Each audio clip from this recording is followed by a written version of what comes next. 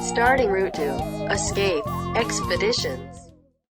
First, we're going to talk about Jocelyn's number one favorite game, which is Sasquatch. But are any of you surprised that Jocelyn's favorite game is Sasquatch? Have we not mentioned this a few times? Did we not spend 10 minutes talking about this in episode 1?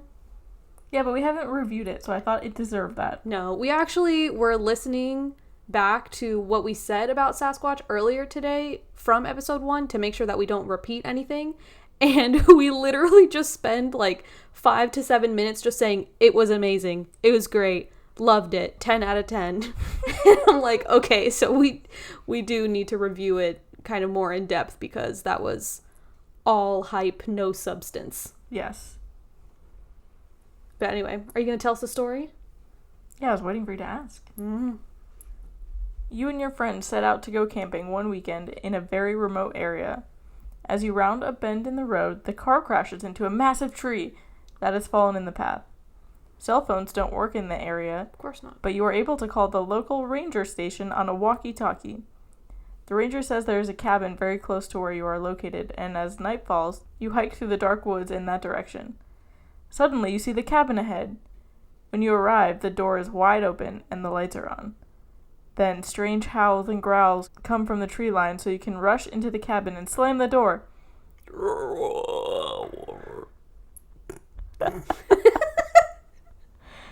An excited call comes over the radio. This game is moderate in difficulty, fun for both new and experienced escape game players. I would agree. All games are recommended for 4 or more players unless they have solid escape game experience. So, as the story mentions, after all of you escape this car crash completely unscathed, it's literally just a plot device to get you somewhere in the middle of the woods. Mm-hmm. The story begins with you already in the cabin. So that's where the game begins. You're in a dilapidated cabin in the middle of the woods, and there are strange, like I said, howling and growling noises around. It's also kind of a rundown cabin in the sense that like nothing really works. And in the same way this says, you are able to call the local ranger station on a walkie-talkie, otherwise known as your in-character game master. Which is one thing that we did mention in the first episode, that the immersion factor was through the roof. Yes. And one of the reasons is because of this integrated clue system with the walkie-talkie ranger situation. Yeah, and I know a lot of people hear walkie-talkie and automatically think that that's a horrible idea, but it worked very, very well in this game. Right. A lot of escape game players, enthusiasts, owners are 100% anti-walkie-talkie, but I mean, if it works in this space, I don't think that there's a problem with it. Yeah, I think it depends on the scenario and the walkie-talkie. Yeah, sometimes it's very difficult to hear or understand what people are saying through walkie-talkies, especially if you're like in a high-pressure situation and you want to hear what someone is saying for your clue, and you just can't like make out what it is that they're trying to tell you, and you have to like ask them to repeat, and then they're running out of time, and the walkie-talkie is just crappy. That I can understand is the worst, but that was not the situation in this game. Yeah, we can understand perfectly what was being communicated. Also, it sounded like it was coming from a walkie-talkie radio, which makes sense because it was supposed to be from the game's perspective versus like a voice of God situation. Yeah. Which would have been more immersion breaking, I think. The story that they tell you before you actually get into the game kind of doesn't really mention a Sasquatch at all. That's one of the things I really liked about this story, is that they basically give you the bare minimum and then let you figure out what's going on as the story unfolds during the game. And it actually leads to a pretty epic climactic story ending at the end. That's an understatement. Yeah, I know. I kind of want to, I don't want to spoil anything, obviously. Yeah. But this was like one of the most incredible story endings of any game I think that we've ever played. And it was just so mind-blowing to me that what actually happened, and it was nothing that you would expect to happen just based purely on the story they tell you going in. And I love that. Like, I love a good surprise. Mm-hmm. And this game definitely had that. One of the reasons why this game is my number one game is a thing that you guys have heard me say before, is that I love that the story develops as you're playing it. You feel like you're an active participant in the story, and what you think is going to happen, or what you think the stakes are, or what you think the story is and the end of the game is nothing like what it actually is. Mm-hmm. And that is really cool, discovering what the truth is, and you are the reason that the truth is happening. Right, yeah, I love that in a game too, where you can clearly see how your actions, which in, the looking at it from a third-party perspective, right, the puzzles you're solving throughout the game, which when you're playing the game, the things you do to progress are directly impacting the way that the story is unfolding. Right. And that is super cool. All right, anything else you want to say about story? Except that it was awesome. No, I think we pretty much said that it was awesome in a bunch of other words. Yeah. All right, so next is production value, right?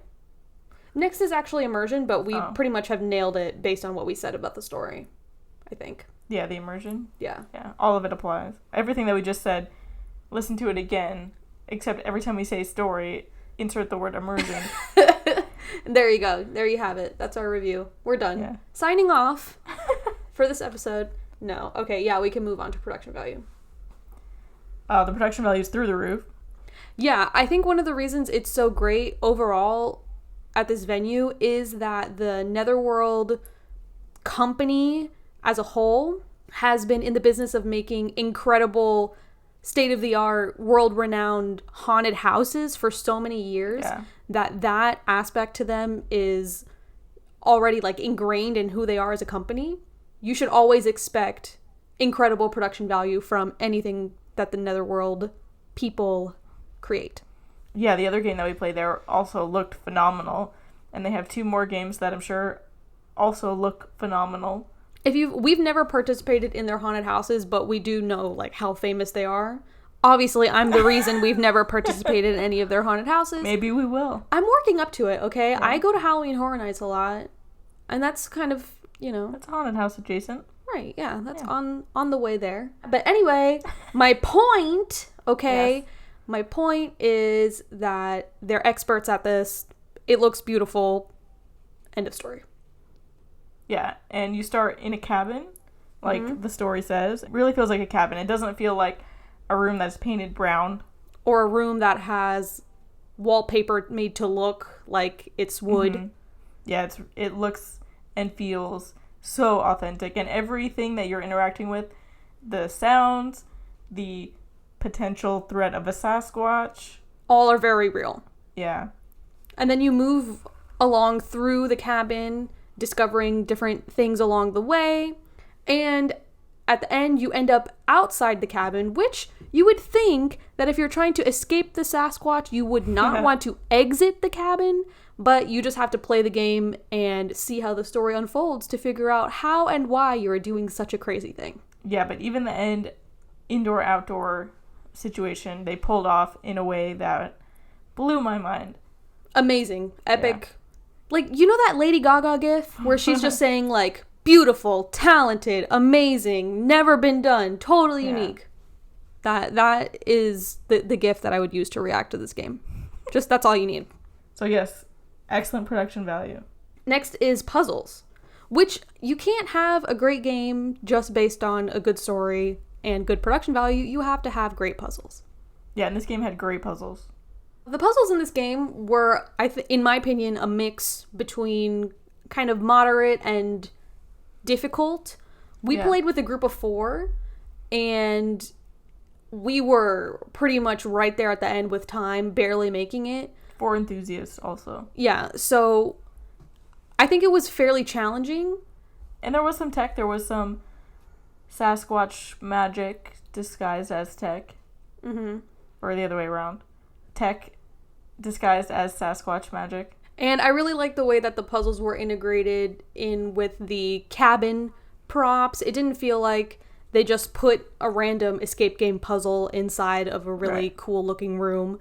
You actually were using the cabin decor and tools to solve the puzzles. Yeah. And you also, like I said before about how the cabin was kind of dilapidated and things weren't working, you had to find a way to get the lights on. You had to figure out a way to get like the electricity running and how to get things working again. So that was cool too. Yeah, and those puzzles continued towards what the actual ending is and what you're trying to do. And the puzzles that you were doing were giving you different information as to what was actually happening. So that was cool. There also are a lot of puzzles that involve the person who owns the cabin. Mm-hmm. And you're figuring out the story of what happened to them and who they are and all of that. And it kind of seems like they have some kind of Sasquatch obsession, where in the first part of the cabin, there's like Sasquatch footprints and Sasquatch skulls. Like memorabilia. Memorabilia, yeah. And that it looked like maybe he was collecting or something like that. And those are also integrated into the puzzles, which I thought was really interesting. Yeah, and this is more of a story thing, but you get an idea of whose cabin you're in and his personality and a little bit of his backstory through finding and experiencing different things that belong to him, and like maybe like some of his accounts of what's been happening and stuff. So that's really cool from a story perspective. I know we're talking about puzzles, but I just thought of it. Yeah, I mentioned last week, I remember that there are some games where you're trying so hard to focus on the puzzles and actually just finishing the escape game that the story elements kind of get lost on you. And that absolutely does not happen in this game, because you need those integrated story components to solve the puzzles. Right, exactly. And I thought that was genius, because you're actually getting your point across to the player by the task that you're making them do. Right. And when most people talk about games that they've played, they're talking about the puzzles, a really cool thing that they did, a really cool thing that they saw. And when we talk about this game, we talk about how cool the story was. And that, to me, as a story nerd, is awesome. Mm-hmm. As we've heard multiple times. I'm just reiterating. No, you're totally right. You're right. Okay, so I think we have alluded to this in so many different ways, but the fifth and final category is overall experience. Your thoughts? It was horrible. We hated it. It was so bad. Like, I can't believe that people actually go play this game. I would not recommend it, actually. No, terrible. Okay, hopefully our sarcasm came across in our tone of voice for people just listening to this. But no, from start to finish, the experience we had at Escape the Netherworld was incredible. The staff was great. The facility... Yeah, they actually opened on a day that they are not open to let us play, so that was really cool. My highlights would be, obviously, the storytelling shines in this game more than anything else.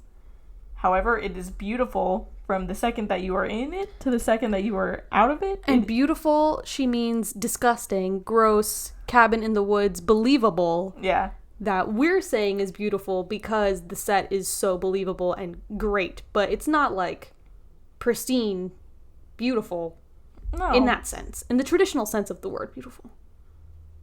It's very well done, is what I mean. 12 out of 10. I would go play it right now. I would play it again.